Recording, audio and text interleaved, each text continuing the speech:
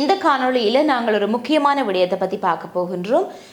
இது ஒரு நிச்சயமாகவே ஒரு விழிப்புணர்வு காணொளியாகத்தான் அமைய போகின்றது. இந்த காணொளி சொல்லப்பட போகின்ற விடயமும் கூட யாழ்ப்பாணத்தில் நடைபெற்ற ஒரு விடயம். இன்றைக்கு நாங்கள் நிறைய விடயங்கள் கேள்விப்படுகின்றோம். குறிப்பாக இந்த இரண்டு குழுக்களுக்கிடையே நடைபெறக்கூடிய வாழ்வெட்டு தாக்குதல்கள் அல்லாட்டி கத்தி குத்து தாக்குதல்கள் என்று சொல்லி நிறைய விடயங்கள் கேள்விப்படுகின்றோம்.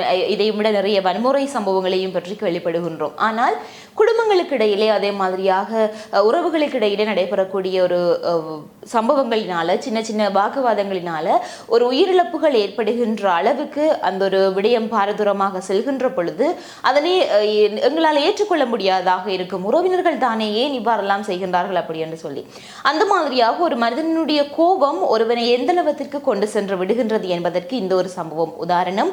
அதுவும் யாழ்ப்பாணத்தில் நடைபெற்ற ஒரு சம்பவம். ஆகவே இதை பற்றி நாங்கள் இந்த காணொலியில் விரிவாகவே பார்க்கலாம். அதனை விட இன்னொரு விடயத்தை பற்றி நாங்கள் பார்க்க போகின்றோம். ஆகவே இந்த காணொலி முழுவதுமாகவே பாருங்கள், அப்பதான் அந்த விடயம் என்னன்றது தெரியும். வணக்கம், நான் உங்கள் சங்கவி.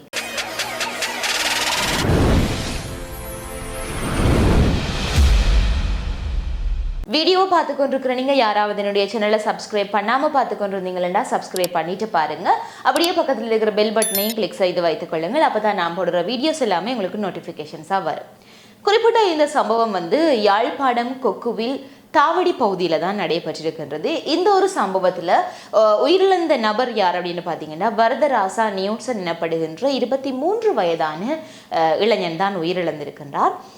இந்த ஒரு சம்பவம் தொடர்பில் தெரிய வர்றது என்ன அப்படின்னு பார்த்தீங்கன்னா, இந்த உயிரிழந்த நியூட்சன் எனப்படுகின்ற அந்த இளைஞனுடைய அக்காவின் கணவருக்கும் அவரினுடைய தந்தைக்கும், அதாவது இந்த இளைஞனுடைய அக்காவின் கணவருக்கும் அந்த இளைஞனுடைய தந்தைக்கும் இடையில ஒரு சின்ன வாக்குவாதம் ஒன்று ஏற்பட்டிருக்கின்றது. அது உடனடியாகவே அந்த தர்க்கம் ஓரளவுக்கு அதிகமாக செல்கின்ற பொழுது அவர்கள் இருவரையுமே விலக்கி வைக்கிறதுக்காக சென்ற இந்த இளைஞன் மீது அவனுடைய அக்காவின் கணவர் கத்தியால குத்துகின்ற சமயத்தில் இந்த இளைஞன் படுகாயமடைந்து விட்டார். அதே சமயம் அவரை மட்டுமல்லாமல் அந்த இளைஞனுடைய தந்தையையும் கூட குறிப்பிட்ட அந்த நபர் தலைக்கவசத்தால் தாக்கி இருக்கின்றார்.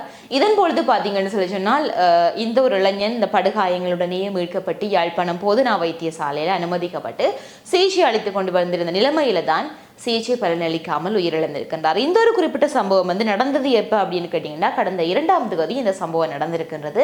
அதன் பின்னராக அந்த இளைஞனை வைத்தியசாலையில் அனுமதித்து சிகிச்சைகள் அளித்துக் கொண்டு வந்திருந்தாலும் கூட தற்பொழுது சிகிச்சை பலனளிக்காமல் நேற்றைக்கு முந்தைய தினம், அதாவது 23ஆம் தேதி அன்று அந்த இளைஞன் உயிரிழந்திருக்கின்றார். குறிப்பிட்ட இந்த சம்பவம் தொடர்பில் அந்த இளைஞனுடைய அக்காவின் கணவரை போலீசார் சுன்னாகம் போலீசார் கைது செய்தது மட்டுமல்லாமல் அவரை தற்பொழுது விளக்கமறியலில் வைத்து விசாரணையை மேற்கொண்டு வருகின்றார்கள்.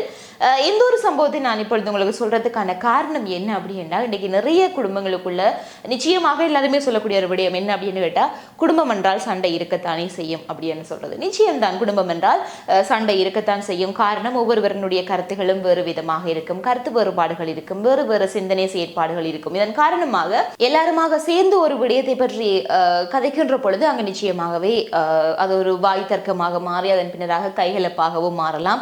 அது இறுதியில இந்த மாதிரியான உயிரிழப்புகளையும் கொண்டு சேர்க்கலாம். இதே மாதிரியாக இன்னைக்கு நிறைய சம்பவங்கள் பார்த்தீங்கன்னா, கணவன் மனைவியை கொள்வதாக இருக்கட்டும், அல்லது மனைவி கணவனை கொள்வதாக இருக்கட்டும், இப்படியாக குடும்ப பிரச்சனை காரணமாக நிறையவே நடந்து கொண்டிருக்கின்றது.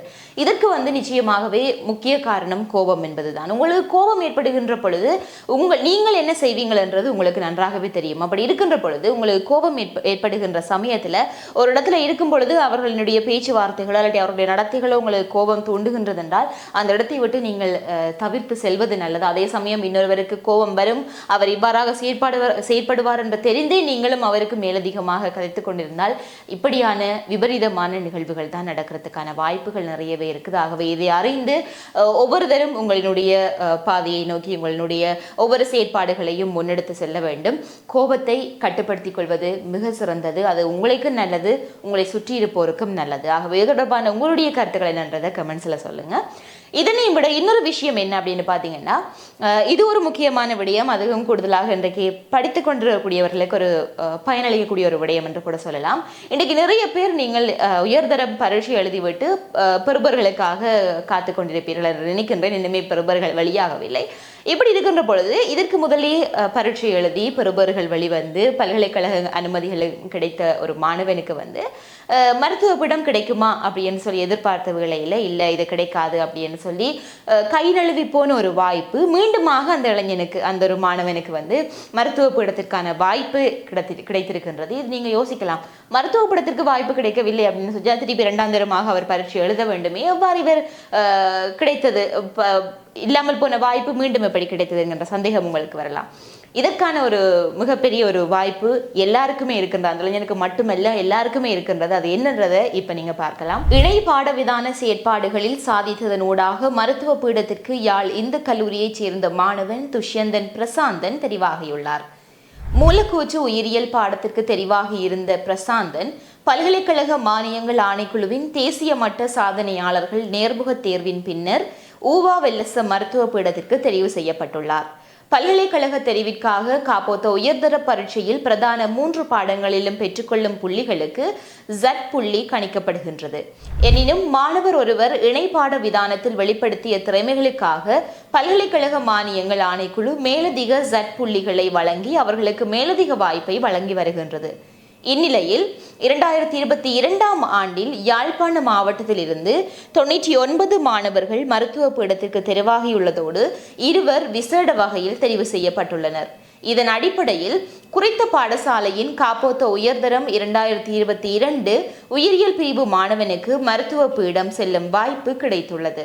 மேலும் நேர்முக தேர்வில் உயர்தர கால பகுதியில் பெற்ற அடைவுகள் பிரதானமாக கொள்ளப்பட்டாலும் பாடசாலை கால அடைவுகள் அனைத்தும் கருத்திற்கொண்டு நோக்கப்பட்டது. ஆகவே இந்த ஒரு செய்தியை கேட்ட உங்களுக்கு ஒரு நிறைய பேருக்கு இது முதலே தெரிந்திருக்கும், நிறைய பேருக்கு இது புதிதாக கூட இருக்கலாம், இது ஏற்கனவே இருக்கக்கூடிய ஒரு செயல்முறை தான். ஆனால் நிறைய பேர் இதனை பயன்படுத்தாமல் அதனூடாக கிடைக்கக்கூடிய வாய்ப்புகளையும் பயன்படுத்தாமல் இருப்பவர்கள் நிறைய பேர் இருக்கின்றார்கள். இன்னைக்கு நிறைய பேர் வந்து அதே மாதிரியாக வீட்டில் பெற்றோர்களும் கூட பிள்ளை படிப்பில் மட்டும் கவனம் செலுத்த வேண்டும், படிப்பில் மட்டும் கவனம் செலுத்த வேண்டும் அப்படின்னு சொல்லி எந்த ஒரு விளையாட்டுகளோ போட்டிகளோ அல்லது வேறு செயற்பாடுகளுக்கோ செல்ல விட மாட்டார்கள். வெறுமனே படிப்பு மட்டுமாகத்தான் அவர்களை ஊக்கப்படுத்தி கொண்டிருப்பார்கள். ஆனால் கல்வியை தாண்டி நீங்கள் செய்யக்கூடிய இணைப்பாட விதான செயற்பாடுகளின் ஊடாக அதிலையும் நீங்கள் தேர்ச்சி பெறுவீர்களானால் உங்களுக்கு ஒரு மிகச்சிறந்த வாய்ப்பு இருக்கின்றது என்பது வந்து இதிலிருந்து உங்களுக்கு தெரிந்திருக்கும். மருத்துவ பீட வாய்ப்பு என்பது அவ்வளவு இலகுவாக கிடைக்க போறது கிடையாது. எவ்வளவோ மாணவர்கள் எழுதுகின்ற ஒரு போட்டி பரீட்சையில குறிப்பிட்ட ஒரு மாணவர்களுக்கு தான் மருத்துவ பீடம் கிடைக்கும்.